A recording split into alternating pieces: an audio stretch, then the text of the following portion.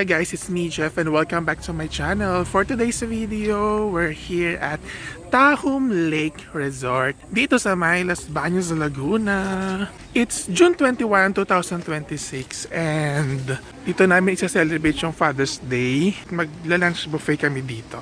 Much better guys magpa-reserve kayo dito kasi I think wala namang walk-in dito. Hi doggy! Hi! Here guys, magda-down payment muna kayo ng kalahati ng total na bill ninyo for reservation. So ayun guys, hindi talaga siya pwede walk-in. Ang price dito guys ng buffet nila is $5.99. So yun na yun, wala nang discount kasi naka-promo na sila. Lapit tayo dito guys, ayan o. So ayan o, Tahom. Ang ganda ng wall nila no, yung mga different kinds of plates. Ayan siya guys. So, yun yung Tahom, tapos yung lake niya, yung nakapinggan. Ang ganda nito guys, so. 'Di ba? Ano tawag dito? Tree house. 'Di ba? Kasi pwede rin kasi kayo dito mga overnight stay, staycation, ayan. So, ang ganda.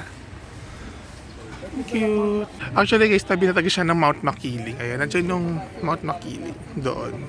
Tapos, ayun yung mga rooms nila. Ayan. Yeah, kasi pwede nga talaga mag-staycation dito. Pwede kayo mag-check-in. So, pasok tayo sa loob. 11 AM yung start ng buffet nila dito. And he's there. Buffet area, guys. Ito siya. Welcome to our home of the lake. Let's start, guys. So, it's a self-service. Yeah. So, ito yung una nila. Soup. I think this is the vegetable soup, guys. Ayan siya. So, parang may crushed peanuts dito. Then, this one, yung parang Shanghai to eh. Ayan siya, guys. So, tama naman ako, guys. Shanghai. Guys. Dinuguan.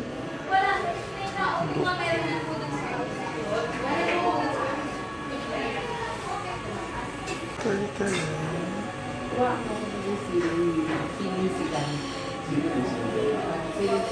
Grabe guys, ang daming laman ng kulay.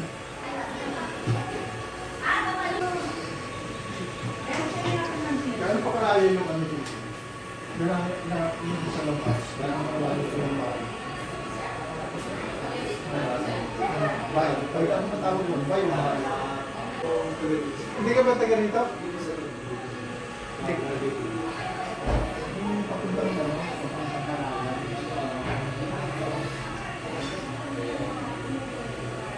Ang Kalawan. Parang ano po siya. Sila yung ano, kailangan siya na kasi ng copy ng ibibig.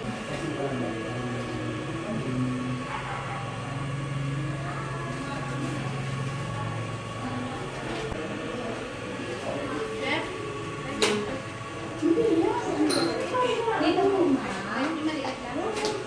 Sir po.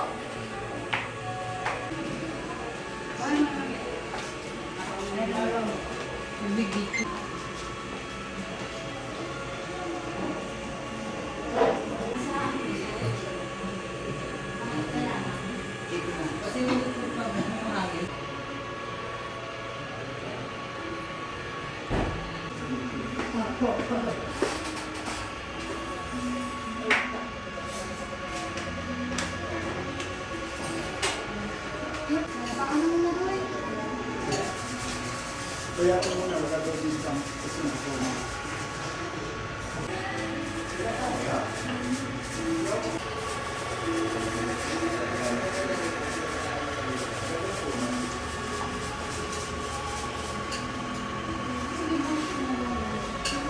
Isa na lang mga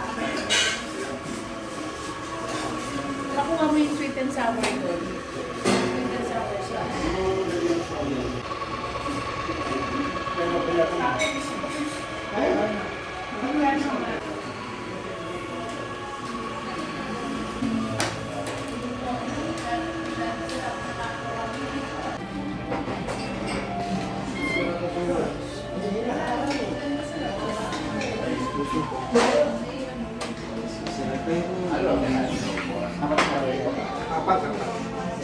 tawagin na sir.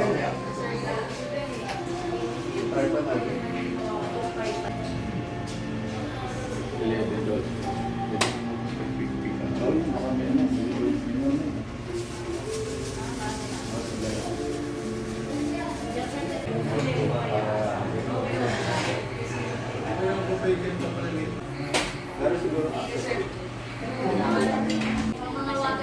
Alcohol, no.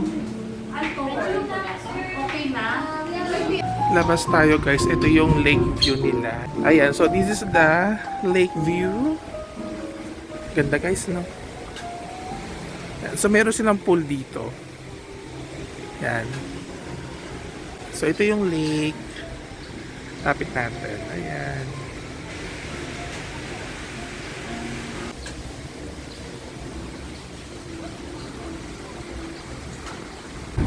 So pwede pa palang bumaba rito kung gusto niyo ng mas magandang view. So baba tayo here. Pwede pang bumaba doon, kaya lang ayoko na. Dito na lang tayo. Ayan. Diba? So this one, ayan guys. So this is the lake. Ayan. So pwede kayo mag-pictorial dito. Oh, ayan kayo, oh.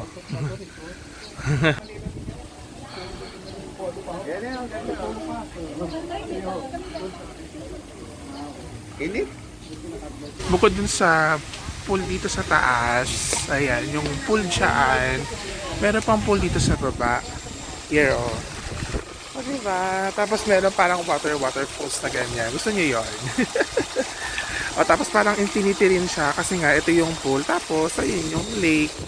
Need talaga magpa-reserve guys kasi ito lang yung space ng resto nila. Very limited lang talaga. Ayan. Yan siya guys. So, dahil mahaba yung pila pa dun sa buffet, yung mga pinaka main course nila. So, nauna ko nang kunin yung dessert. So, magde-dessert muna tayo bago tayo mag main course. So, meron ditong maha blanca. Ito, I don't know kung ano to. Parang palitaw ata siya. Then, merong ube at saka regular puto lang. Ayan siya. Tapos, meron ditong turon. Kumuha na rin ako ng pakwan and then melon. And then, meron akong salad here. This one is melon juice. Yan, kumuha na rin ako. Siguro for me, ang ayoko lang dito, yan guys. So, yung pipila ka talaga ng mahaba ng ganyan bago ka makapunta dun sa buffet area nila. Since limit nga lang yung space dito. Patiently waiting!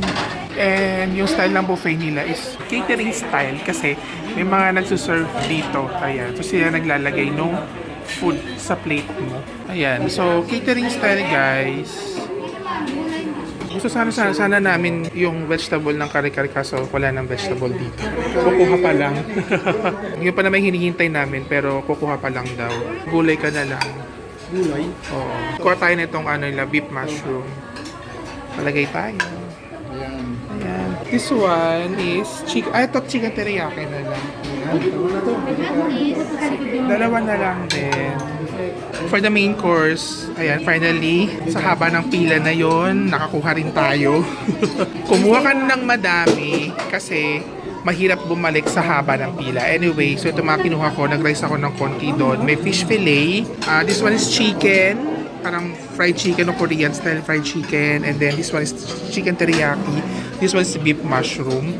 Meron dito Filipino style spaghetti. Kare-kare, gulay lang.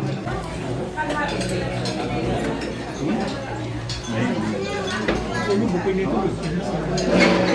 una ito mga palitaw na to. Oh, hindi sa palitaw, nagkamali ako. Kutsinta siya. Masarap. Yung combination ng nyog, yung kutsinta diyan na malambot, ang sarap. Next, maha blanca. Ito yung maha nila. Patamis naman, tapos creamy-creamy yung maha nila. Ang sarap niya. Pagkakagat mo, tunaw agad sa bibig mo. Next, turon. Itong turon, tikoy ang laman. Ayan siya, oh. Masarap din to, promise. Gusto ko yung ganito, yung turon na may tikoy. Next, try naman natin itong salad nila. So, tikman natin yung dressing.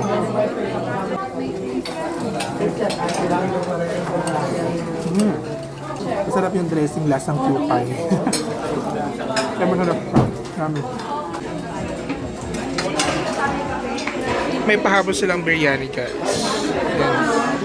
Ayan. And this one naman is sinantolan. Ayan. Fan ako ng sinantolan kasi masarap talaga siya. Siguro depende rin sa luto, pero feeling ko ito masarap naman ito. Mamaya titikman natin. Sa main course na tayo. Tikman muna natin yung fish fillet. Yeah. So this one is fish fillet.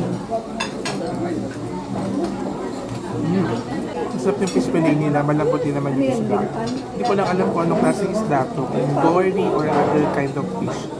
Yeah, gusto ko siya. Ito na konting kanin. Next, ang kanilang beef mushroom. Yeah, beef mushroom. Ang sarap ng beef mushroom, guys. Kasi yung baka na, hindi siya yung ganun nagmimelt sa bibig, pero malambot siya. Lalo na yung pinakasabaw ng gusto ko to. Masarap. Next, chicken teriyaki. Ito. Obviously, chicken. Gusto ko talaga ng chicken. I think yung nagpasarap ko sa chicken teriyaki yung pinaka-sauce niya. Yan, yung sabaw. Yung nagpalasa ng buko ng chicken teriyaki. Masarap din. Ngayon, tikman naman natin itong chicken na fried. Hindi ko alam kung Korean style to. Masarap din, malasa din naman. Pero, hindi siya yung parang yung na-expect kong Korean chicken. Ako na talaga nag-ano nito. Nagbansag na Korean chicken. Pero actually, masarap naman. Okay, next guys. Itong Filipino style spaghetti naman nila. Yeah, look this. So, ang meat nito ay beef. It's a good thing beef siya kasi hindi mo makain. Tikman natin to. Oh, siya masarap. Kasi yun. Ito na. Ay, grabe. In fairness guys, masarap siya. Matamis. Yung lasa niya, almost kalasa na ng Jollibee. Dahil yung sweetness ng spaghetti. Gusto ko to. So far, ito yung pinakagusto ko. Itong spaghetti nila. Tapos guys, meron silang biryani. Hinabol lang nila to. Hindi pa ako nakakatingin ng biryani kasi kasi. So, ito yung biryani nila.